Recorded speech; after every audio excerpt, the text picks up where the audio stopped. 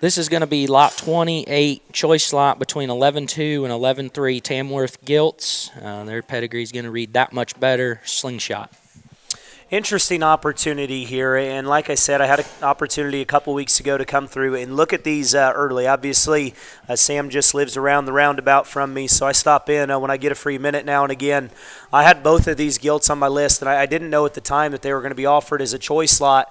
I'm going to tell you what I see in the differences in them, and I know they're very high on both of these.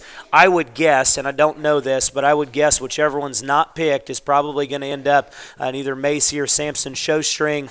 Maybe Cody's going to knock the rust off and want to drive a Tamworth at maybe some open show stuff where there's not some age requirements. But differences in the 2-liter gilt that's on the stick right now. This thing is big outlined. She is stout-headed. She has a big, big, big tail. And I think when you step in behind that one, she probably is just a little further along than the other one in terms of just her booty shape, her crotch. And to me, I thought from the side, as you just worked right in on these things, that's a big scaled one that's bulky in terms of just her midrib. She's stout about her head. And to me, this one looks like a changer from a sow standpoint. I think if a guy's wanting to take one home and make a sow out of her, I think this thing's got sow power written all over. But, man, her density of skeleton and just added feature of the pair, I think, looks very good. As we switch to the other gilt, this one's got expensive pieces, and I guess you'd probably call her the skinnier, clubbier looking one of the pair. She's got more hair falling off her body. She's got probably just a little more modern kind of proportion about her. She's probably going to be a little shorter bodied.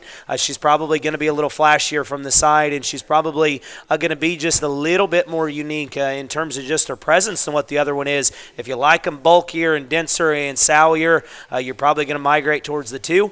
If you like them a little more tricked out in their look, a little denser in their hair coat, and just a little sharper in terms of their presence and proportions from the side, you're probably going to jump in on the -3. I think it's a dang good pair. I don't know which one I would take. I would guess you're probably going to want to drive to Huntington and get eyeballs on the pair to make that decision. I don't know how Cody reads them. I think the way I read them is probably the way a lot of guys are going to see them when they come in. So I'll let Cody talk about them. I think a very, very good pair offered, though, here in the choice lot.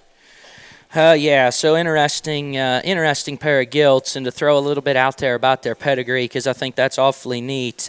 These guys' mother would have been the 4th overall gilt at Springfield in 2021. And then their great aunt would have been 20-2, who would have just raised the champion at Indiana State Fair last year for Macy. So good things there in the blood and the pedigree. And, I'm not going to tell you which one a guy needs to get a hold of. I'm going to let you make that call. I do like both of them. I think he reads them right, obviously. The 2's a little chunkier, 3's a little greener. Do what you want to do on them. But I tell you, I'm probably not going to show one of them. There's a chance Macy does. But you pick which one you want to show and get her on down the road. So that's going to be lot 28, choice between 11-2 and 11-3.